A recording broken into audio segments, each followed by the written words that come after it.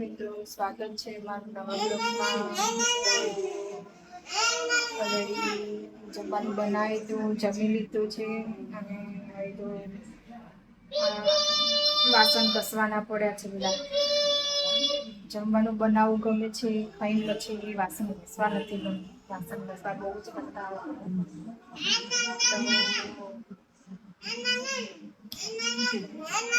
સોમ બેઠો છે, ધ્રુવ રમે છે. ધ્રુવ તું શું કરે? ડાયનાસોર બાઈક ઉપર બેહાડીને ચો જાય? ફરવા લઈને જાય? આવું કોઈ કરતું હતું? ફરવા લઈને જાય, બાઈક ઉપર બેહાડે ડાયનાસોર. ને સોમ ટીવી જોવે છે.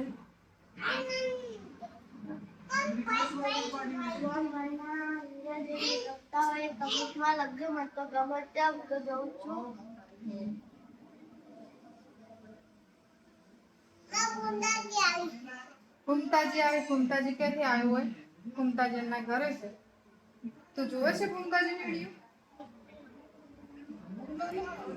તો મારા કાનાને બેહાડ દીધો છે ફ્રીજ ઉપર.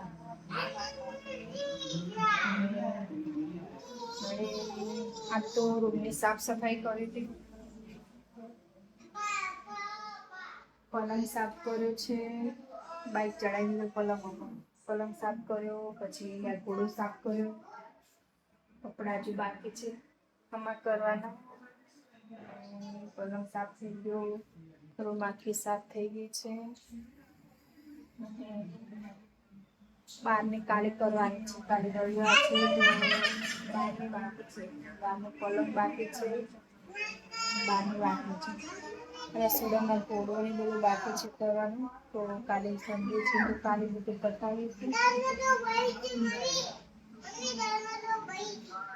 ડાયનાસોર પડી ગઈ તો ઊભી કરો.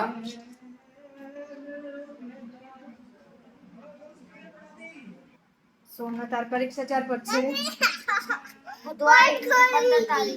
15 તારીખ.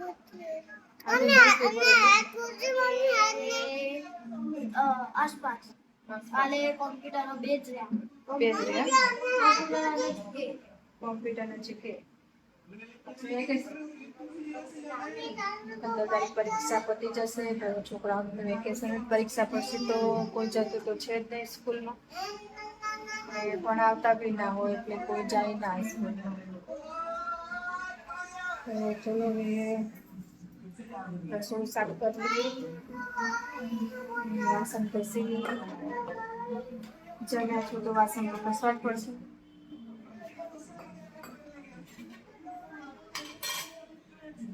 વાસણ ઘસી લઈએ. તો વિડીયો ગમે તો લાઈક કરજો, શેર કરજો, સબસ્ક્રાઈબ કરજો.